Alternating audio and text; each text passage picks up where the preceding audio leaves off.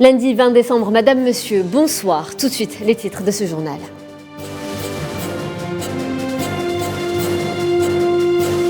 Sport, l'équipe nationale championne de la Coupe arabe FIFA 2021, reçue par le président de la République Abdelmadjid Tebboune ce matin. Nous reviendrons également sur les rumeurs de report de la CAN dans ce journal.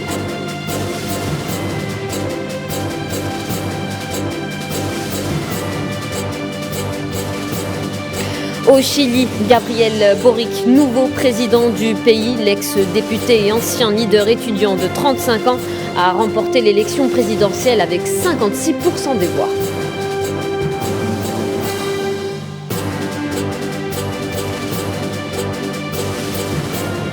Économie, première édition du Salon international des services à l'export au Palais des Expositions à Alger. Nous recevons un des exposants, Rassim Benranem, pour discuter de ce rendez-vous professionnel.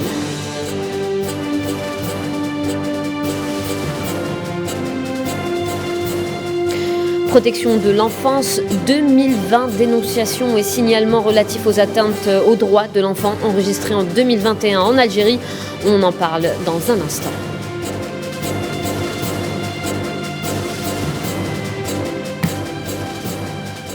L'équipe nationale algérienne championne de la Coupe arabe FIFA 2021 est arrivée hier dimanche soir à Alger en provenance de Doha, la capitale du Qatar, pays organisateur de cette édition 2021.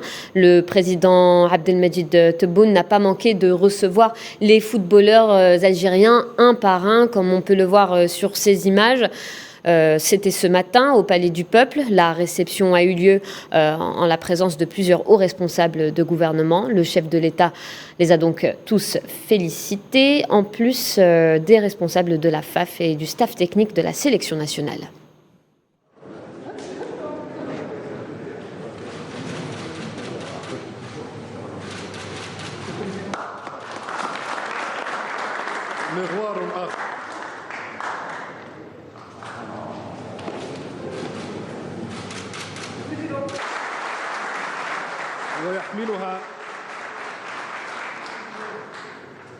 ويحملها بين أبنائه وإخوانه لاعبي الفريق الوطني المتوجين بكأس الفيفا للعالم إن شاء الله.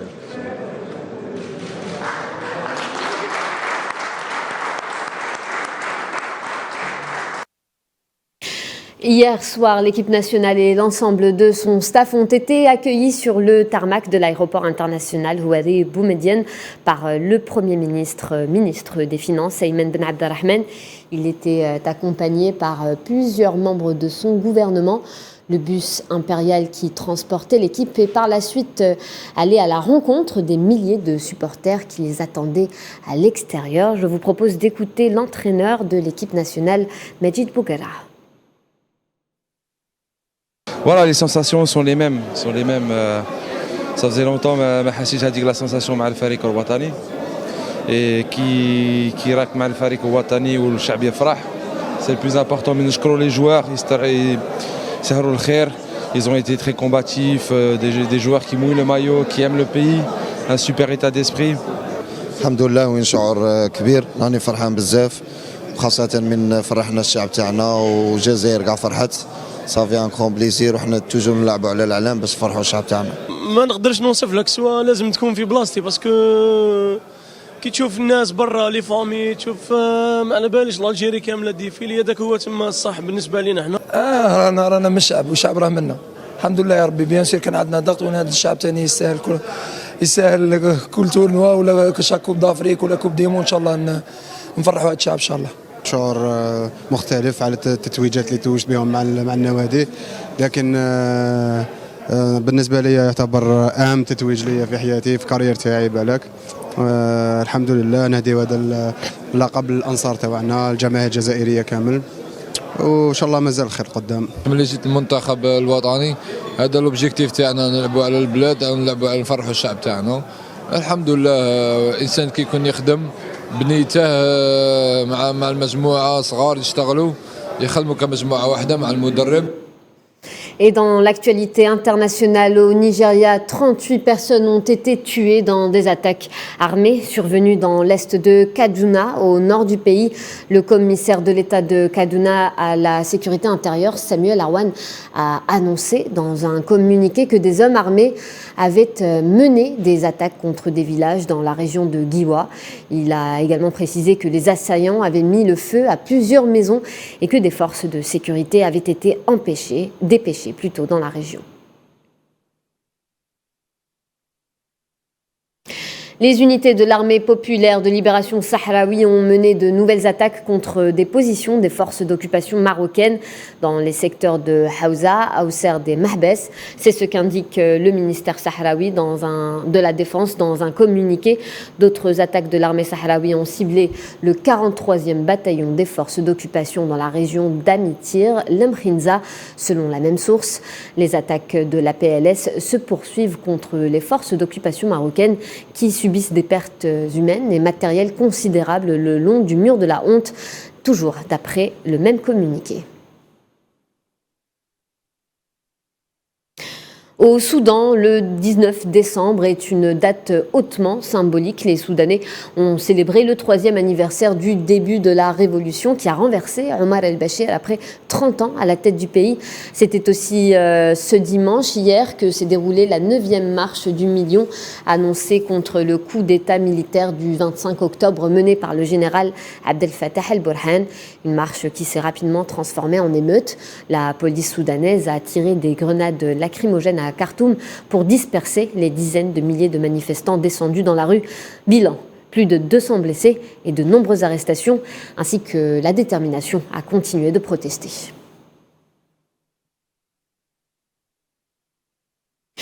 La Libye, à la veille d'un scrutin déterminant, les élections du 24 décembre sont une échéance importante pour l'avenir de ce pays. De multiples enjeux entourent la situation libyenne particulièrement complexe. La Libye, un point central dans le redéploiement des forces sur l'échiquier afro-méditerranéen. Analyse de la situation avec Sofiane Barouti. L'agression de la Libye par une coalition multinationale et l'assassinat indigne du colonel Kadhafi ont ouvert un cycle trouble non seulement pour ce pays voisin, mais aussi pour la région afro-méditerranéenne, où cette nation maghrébine dispose d'un poids certain. Si les tentatives d'apaisement à travers des processus de médiation menés par l'Union africaine et soutenus par certaines personnalités internationales ont été avortés par un choc de volonté belliqueuse, en témoignent les résolutions 1970 et 1973, qui ont clairement été outrepassées à l'initiative de certains pays, dont la France, qui a pris la tête des hostilités contre Tripoli. Le président de l'époque, Nicolas Sarkozy, est d'ailleurs dans l'œil du cyclone, essuyant des accusations d'assassinat sur lesquelles il devra répondre, lui ainsi que ses proches collaborateurs. La France n'est plus rien dans l'échiquier politique international. La France ne joue plus son rôle de métronome de la démocratie, de cette puissance qui s'auréolait, qui se vantait d'être le vestige de la démocratie à travers le monde. Cette France aujourd'hui est finie à travers ces massacres, à travers la destruction de la Libye, avec des assassinats à ne plus dénombrer, avec à côté de cela la mort du colonel Kadhafi. D'autres scandales viennent éclabousser la réputation de Paris, qui serait complice de crimes de guerre selon les révélations fracassantes inhérentes à l'opération Sirli. La Libye est le champ de toutes les convoitises. Ce riche pays dispose, en plus de sa position stratégique, de ressources très importantes en hydrocarbures, de grandes capacités financières et d'opportunités économiques qui ne laissent personne indifférent. Ce qui intéresse beaucoup les grandes puissances, mais également des acteurs géopolitiques régionaux et plusieurs partis agissent officiellement ou secrètement en Tripolitaine comme en Cyrénaïque pour imposer des plans au service d'intérêts particuliers et au détriment du bien-être de la population libyenne, mettant la stabilité régionale sous menace permanente. Aujourd'hui, en Libye, la France, elle occupe une moindre position. Elle accompagne ce gouvernement illégal qu'elle appelle légal. C'est une évidence. que la France ait une perte d'influence aussi bien sur le terrain en Libye que partout ailleurs en Afrique et même dans le monde. L'échéance électorale du 24 décembre prochain sera déterminante. Les pays du voisinage ont dernièrement tenu une réunion à Alger pour énoncer clairement leur volonté de voir les milices désarmées, les frontières sécurisées, les forces étrangères évacuées et le processus démocratique de paix et de réconciliation garantissant l'unité territoriale et l'entente cordiale menée à bien dans ce grand pays africain. Et hier, les forces d'occupation sionistes ont procédé à l'arrestation de 7 Palestiniens en Cisjordanie occupée. D'après l'agence de presse palestinienne Wafa, les soldats d'occupation ont arrêté 7 Palestiniens de la province de Jénine, dont 2 frères, et ont perquisitionné leur maison. Wafa relève que l'armée sioniste a également pris d'assaut la ville de Beit Omar, au nord d'El Khalil, où une maison a également été fouillée. Les forces d'occupation ont en outre installé des barrages militaires menant vers la ville d'El Khalil et arrêté des véhicules palestiniens entravant la circulation des citoyens. Environ 6200 Palestiniens vivent dans 38 communautés installées dans des zones militaires et ont dû obtenir l'autorisation des autorités sionistes pour accéder à leur domicile. Le secrétaire général des Nations Unies, Antonio Guterres, est en visite officielle au Liban depuis dimanche. Le diplomate onusien a exhorté les politiciens du pays à travailler ensemble pour résoudre la crise qui secoue le pays depuis bientôt 2 ans. Amin Toutah. And I call on the international community to strengthen its support to Lebanon. Un séjour de 72 heures au pays du Cèdre. Le secrétaire général des Nations Unies, Antonio Guterres, effectue un voyage spécial au Liban, un pays qui connaît une crise multidimensionnelle depuis plus de 2 ans. Le diplomate onusien a incité les responsables politiques libanais à œuvrer pour résoudre la crise et dénouer les divergences entre dirigeants. Seeing the suffering of the people of Lebanon, les dirigeants politiques libanais ne doivent pas être divisés et paralyser le pays. J'exhorte les politiciens du pays à travailler ensemble pour résoudre cette crise. Et j'appelle la communauté internationale à renforcer son soutien au Liban. En marge de sa rencontre avec le président Michel Aoun, Antonio Guterres a lancé un appel à la communauté internationale pour venir en aide au pays, tout en rappelant la générosité du Liban en matière d'accueil des réfugiés sur son sol. Une politique d'accueil qui a fait son effet sur l'économie et la société libanaise.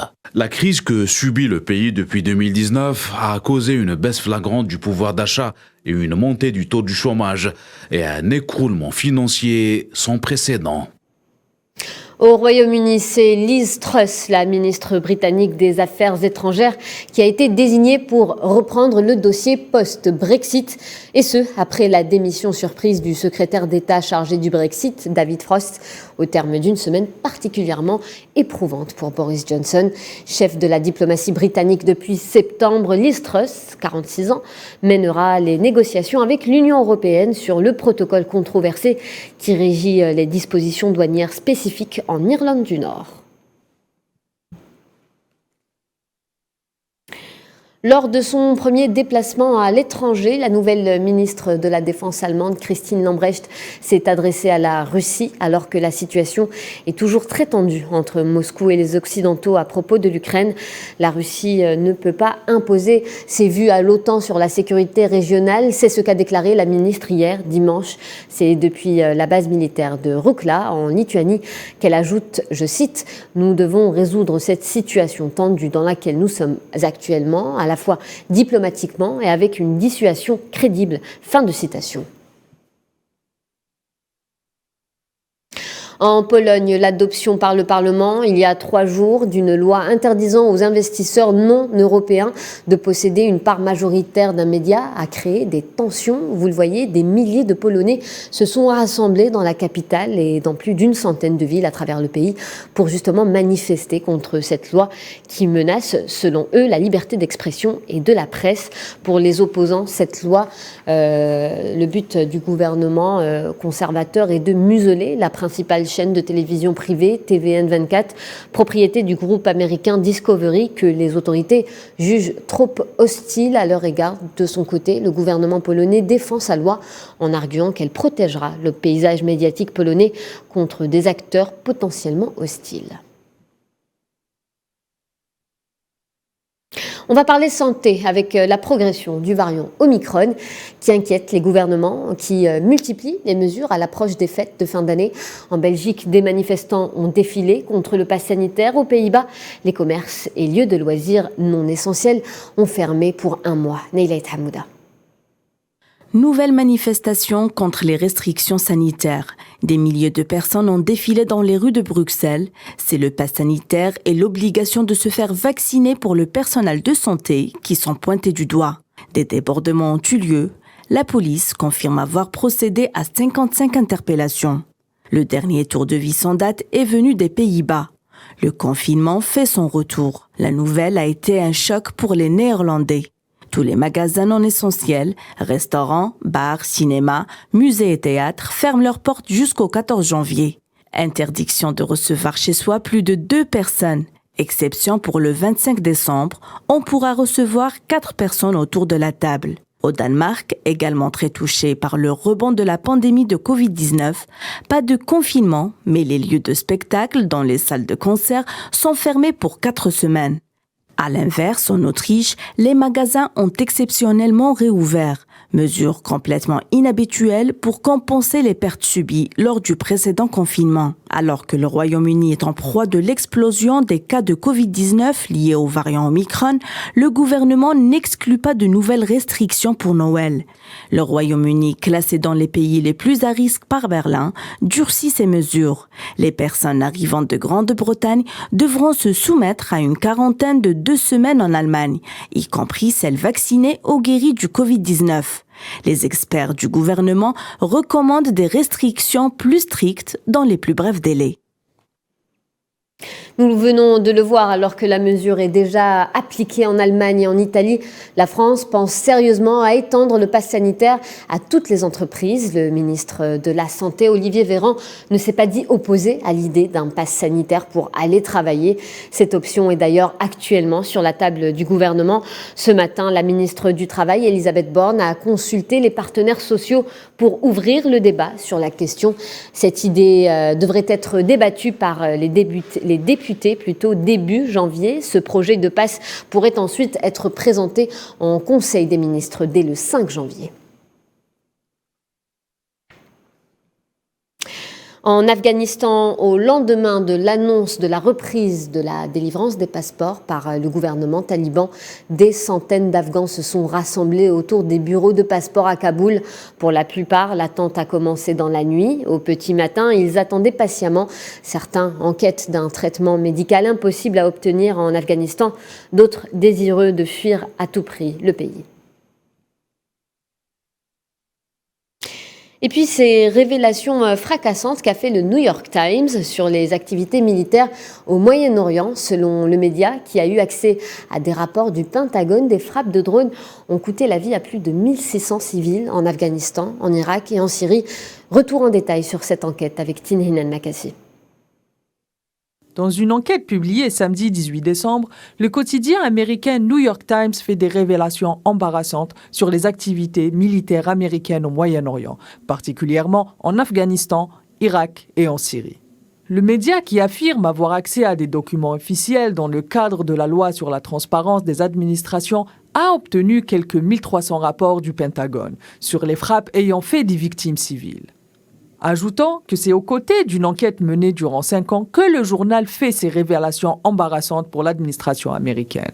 En effet, le New York Times affirme, je cite, « La guerre aérienne a été marquée par des renseignements défaillants, des tirs de missiles hâtifs et imprécis et la mort de milliers de civils, dont de nombreux enfants. » Ce n'est pas la première fois que les bavures américaines dans le cadre de ce qu'elle appelle la guerre propre sont rendues publiques. À titre d'exemple, l'affaire Wikileaks, dont le fondateur Julian Assange est accusé par les États-Unis d'Amérique d'espionnage et risque plus de 175 ans de prison.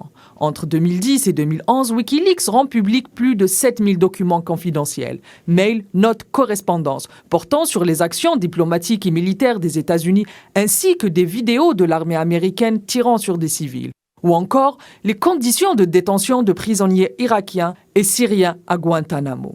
Bien que ces bavures ne sont un secret pour personne, l'administration américaine nie toute accusation de crimes de guerre et de non-respect des droits humains dans ces pays-là.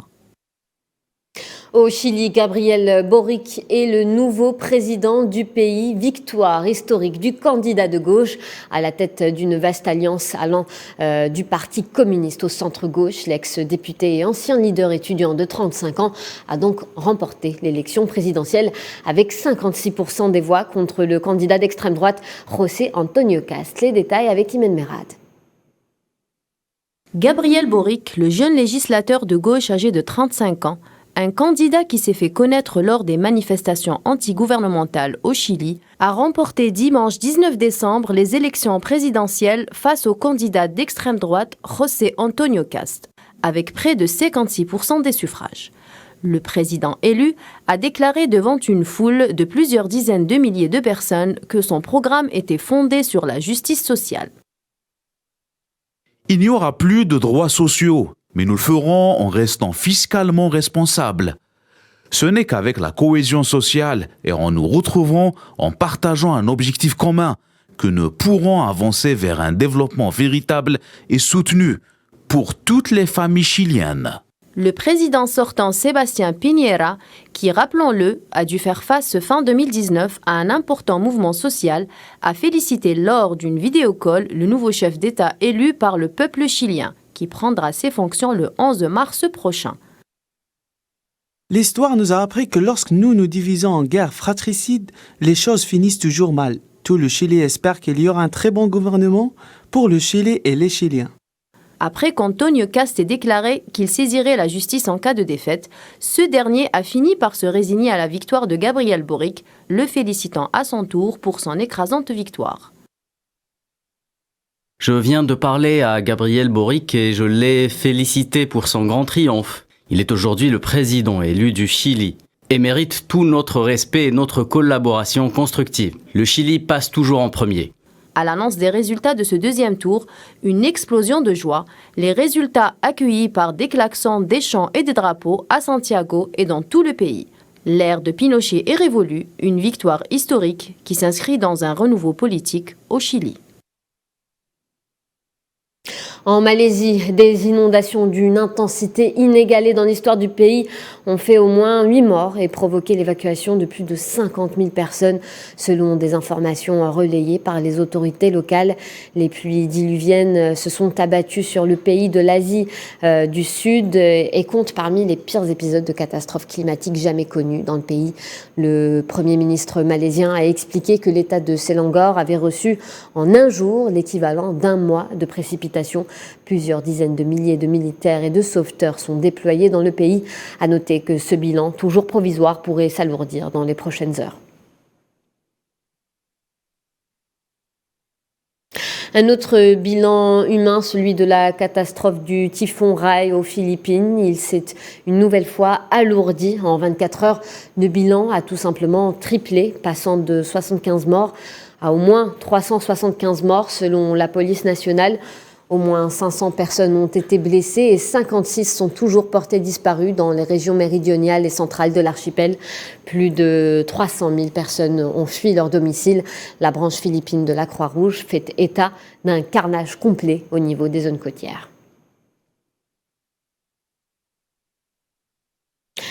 La justice birmane qui a reporté pour lundi prochain le verdict concernant une nouvelle affaire contre Aung San Suu Kyi, l'ex-dirigeante qui a été condamnée début décembre pour troubles à l'ordre public et violation des règles liées à la situation sanitaire. Plus de détails avec Amin Touta. Un nouveau rebondissement dans le feuilleton judiciaire à l'encontre de l'ex-dirigeante Aung San Suu Kyi. La justice birmane a reporté l'annonce du verdict dans une nouvelle affaire pour lundi 27 décembre. Conformément à ce dernier dossier, Aung San Suu Kyi est accusée d'avoir pris possession et effectué des importations illégales et risque jusqu'à 3 années d'emprisonnement. Ces nouveaux chefs d'inculpation surviennent après quelques jours d'une condamnation de 4 années d'emprisonnement ferme par la même instance qui a accusé la dirigeante pour trouble à l'ordre public et violation des règles sanitaires. Une peine réduite à 2 ans en résidence surveillée dans la capitale Naypyidaw. Âgée de 76 ans, la lauréate du prix Nobel est assignée à résidence depuis le mois de février 2021, au moment où son régime a été déchu par l'institution militaire. Ce renversement est suivi d'un long processus judiciaire impliquant même des dirigeants et membres de la Ligue LND. Un enchaînement des événements politiques et judiciaires qui risquent d'écarter Aung San Suu Kyi du paysage politique birman. Retour en Algérie, où la dernière réunion du Conseil des ministres de l'année s'est tenue hier, dimanche 19 décembre, présidée par le chef de l'État, Abdelmadjid Tebboune. Cette réunion a été consacrée à l'examen et à l'approbation de projets de loi relatifs au secteur de la justice et de la recherche scientifique, outre la présentation d'un exposé sur le développement de la production agricole, d'après un communiqué officiel.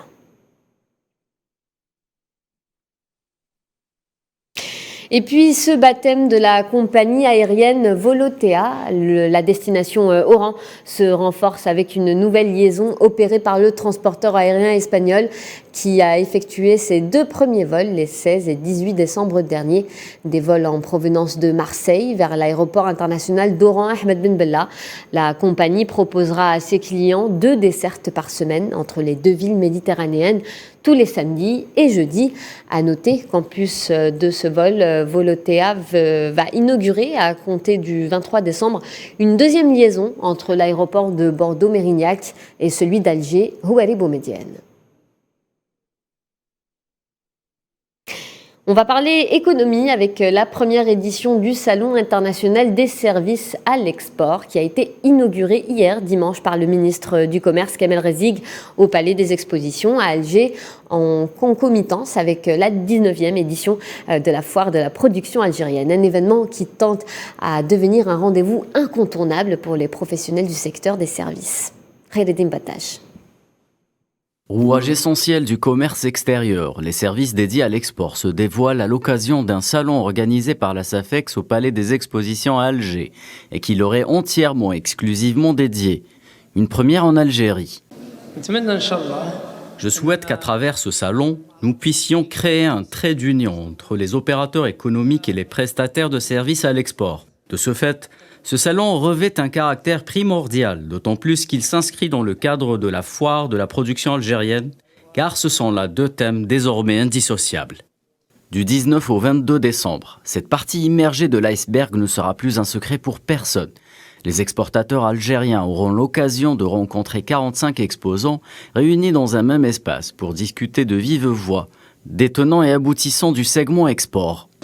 La Direction générale des douanes participe activement au salon des services liés à l'exportation en vue de fournir les explications nécessaires permettant un accompagnement réel des opérateurs économiques en vue de booster l'exportation des produits d'origine algérienne. Les informations recherchées par les opérateurs économiques sont liées principalement aux facilitations douanières accordées aux opérateurs économiques en matière de promotion des exportations hors hydrocarbures, notamment la visite sur site, etc. L'objectif de ce salon est de contribuer au développement des procédures et des techniques à l'exportation, qui ne sont pas l'apanage de tous. Les douanes, transitaires et autres compagnies de transport veillent à vulgariser les concepts et à expliquer certaines notions. Actuellement, nous sommes présents pour plus d'informations et pour informer les gens sur le rôle de l'exportation et sur le rôle de faire promouvoir le produit algérien à l'étranger. Nos concurrents de l'étranger nous veulent beaucoup de choses parce que notre produit est compétitif et à la fois un produit unique. Car l'amélioration de la compétitivité des entreprises exportatrices ne dépend pas que de la production. La maîtrise de la fiscalité, la logistique ou encore la réglementation internationale peut en soi constituer une valeur ajoutée.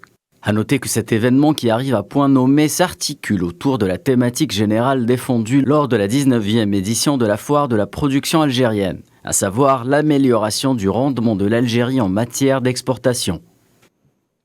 Et pour en parler, nous recevons sur notre plateau Rassim Benranem, fondateur d'Algérienne Export. Bonsoir monsieur. Bonsoir, merci pour l'invitation.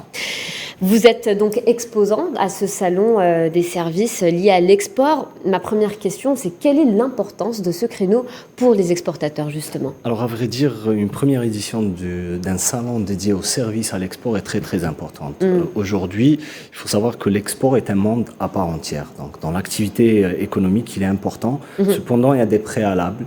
Et ces préalables-là devraient réunir des acteurs qui fournissent des services à des primo-exportateurs ou des entreprises qui veulent aller à l'international, notamment évidemment les aspects liés à la logistique, des aspects liés aux études de marchés internationaux. Aujourd'hui, on ne peut plus aller sur des pays ou des marchés extérieurs sans connaître évidemment les acteurs dominants sur les marchés, la volumétrie marché, etc. Et aujourd'hui, être entouré par des fournisseurs de services pareils permettrait évidemment aux acteurs d'être plus à l'aise à appréhender des marchés extérieurs. Complètement. Et justement, algérienneexport.com, qui est votre site web, vous en êtes le fondateur, propose de la visibilité aux produits algériens, propose également de combler un peu ce manque d'informations sur l'image de marque.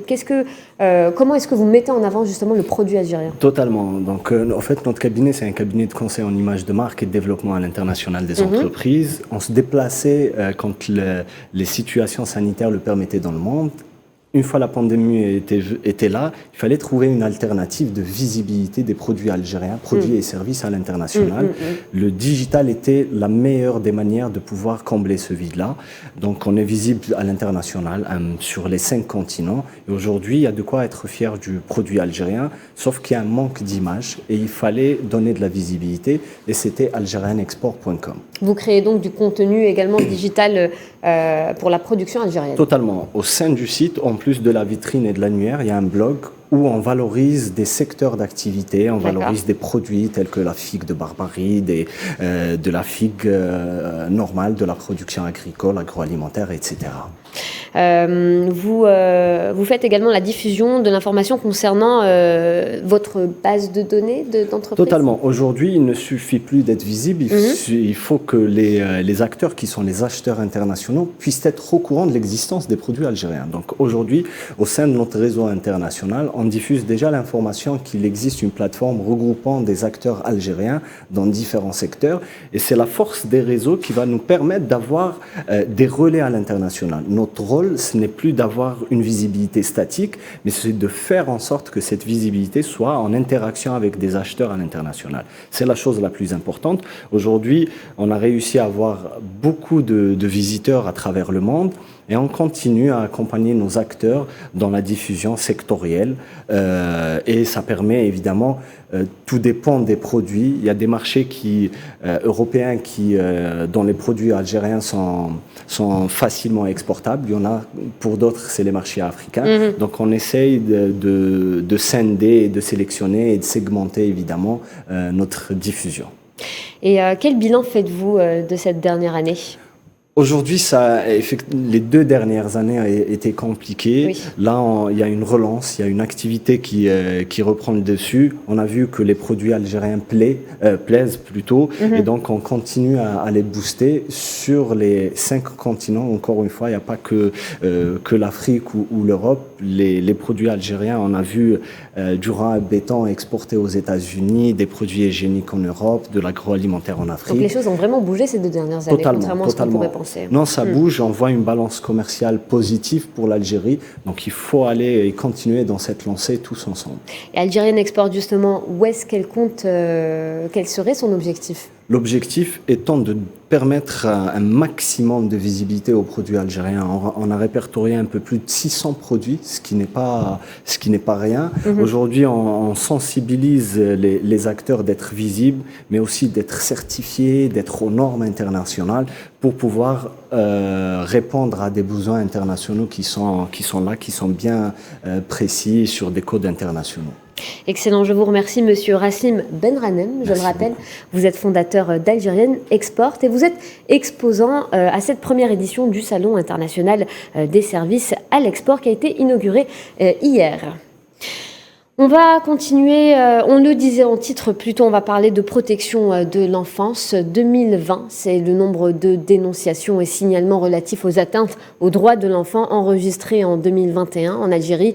Afin de renforcer les mécanismes déjà établis, l'organe national de protection et de promotion de l'enfance en coordination avec l'UNICEF a lancé une plateforme numérique au profit du réseau de la société civile pour justement la promotion et la protection des droits de l'enfant. Neila Hamouda. Maltraitance, violence, exploitation à des fins économiques ou dans la mendicité, entre autres sévices dont sont victimes certains enfants. Pas moins de 2020 signalements ont été reçus depuis le début de l'année via le numéro vert 1111. Nous avons enregistré 2020 signalements aux atteintes des droits de l'enfant depuis janvier. Quand la majorité est concernée par des mauvais traitements, la mendicité des enfants, la négligence familiale et l'exploitation économique. Ces appels quotidiens émanant des citoyens, des associations, parfois même des enfants.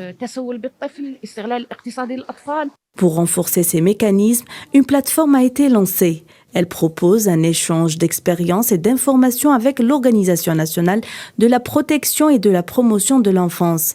L'implication de toutes les franges de la société est primordiale.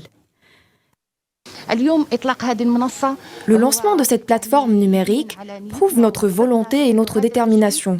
Ce réseautage sera instantané et en continu, comportera toutes les activités mutuelles entre l'organe national à la promotion et à la protection de l'enfance et la société civile.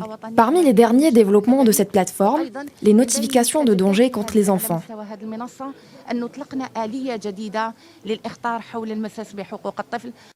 L'Algérie accorde un intérêt particulier à la question de la protection des droits de l'enfant. Au-delà des nombreux acquis au niveau législatif et constitutionnel, les autorités tentent d'améliorer la lutte contre la maltraitance des enfants sur le terrain. On va parler culture et mode, les Fashion Week en Afrique. Les deux capitales africaines, Accra et Dakar, ont vibré au rythme des défilés de mode riches et hauts en couleurs. La famille de la mode africaine était au rendez-vous. Amira Bedja.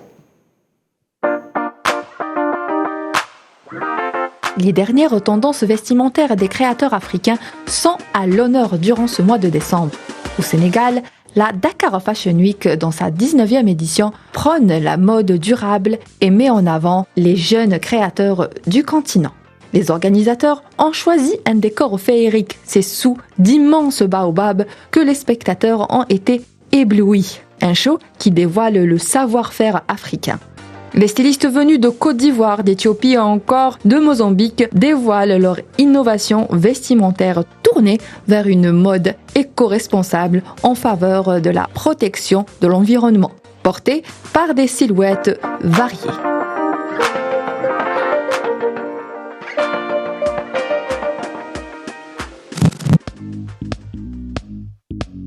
Direction le Ghana, où la 5e édition de la Fashion Week d'Accra, des créateurs ghanéens et ouest-africains ont participé dans le but de se faire connaître et attirer un public plus large, mais aussi s'exporter en dehors du continent africain.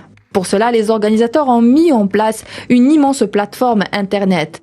Entre la mode africaine et la mode occidentale, les créateurs jouent entre les deux pour satisfaire toutes les sociétés.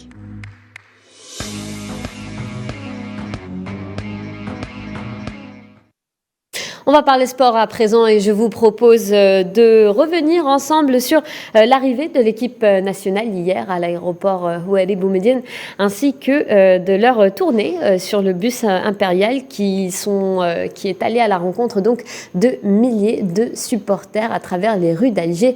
Sayah Faisal. Les champions sont revenus à la maison. Djabou Al-Ouled, la 10e coupe arabe, a fait le vol final. Doha-Alger, le premier titre dans l'histoire pour l'Algérie. L'équipe nationale et l'ensemble de son staff ont été accueillis sur le tarmac de l'aéroport international Houari Boumediene par le Premier ministre Ayman Ben Abdelrahman, accompagné par plusieurs membres de son gouvernement. L'Algérie a célébré toute la soirée de dimanche le retour triomphal de son équipe victorieuse de la finale coupe arabe contre la Tunisie à Doha. Un bus impérial pour la balade des coéquipiers du capitaine Raïs Mboulhi. La fête, le festival commence. Des milliers de supporters chantent la gloire des champions. 1, 2, 3, viva Algérie. L'ambiance est juste folle et le ciel de l'Algérie n'avait pas besoin de lune vu que les stars étaient déjà au sol. Le bus a entamé son long parcours nocturne en direction du centre de la capitale.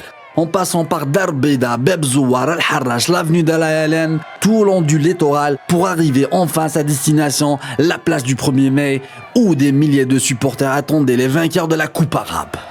Le public algérien scandait la team de Majid, Sultan Youssef, le magnifique Brahimi, le guerrier Blamri, l'imbattable Bendebka, As-Safah Bounjah, Tougaï la découverte, la classe de Mziani, tout est beau à Alger. Le président Abdelmajid Tebboune a reçu aujourd'hui les joueurs de l'équipe de l'Algérie pour les féliciter de leur parcours légendaire durant la Coupe arabe 2021. Et juste avant de se quitter, on va s'intéresser à ce qu'il se passe sur Internet ces jours-ci. Safouane Ben Sabri nous emmène en Allemagne, à Mayotte, mais aussi en Russie. C'est la Minute Web.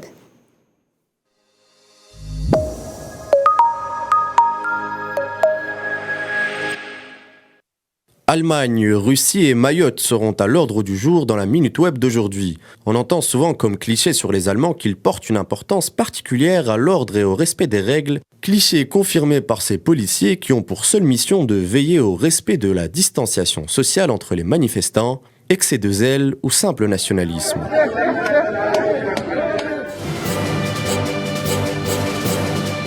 Direction Mayotte où Marine Le Pen n'en a pas fini avec sa campagne de dédiabolisation, c'est avec quelques pas de danse qu'elle a choisi d'adoucir son image, aux spectateurs d'en juger l'efficacité.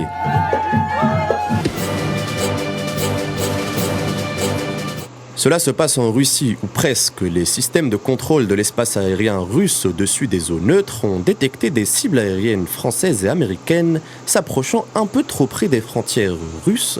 Les cibles ont gentiment été escortées plus loin avec les salutations de Moscou.